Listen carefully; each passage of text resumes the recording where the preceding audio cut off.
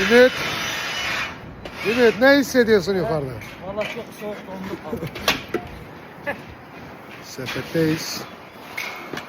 Aşağı dış cephedeyiz. Arkamız kanala. Aşağı zirveye bakın.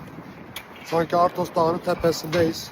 Kod 33-34. Ya tamam bizim abi ya. Aşağıya bak. Arif Gül içeride. Kaka! Kaka, hello Kaka! What's up? How are you? Good. How are you? Where are you?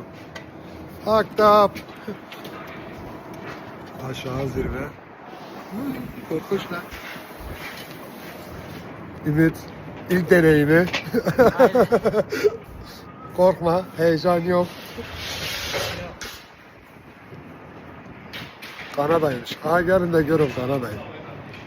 Çalışmakmış.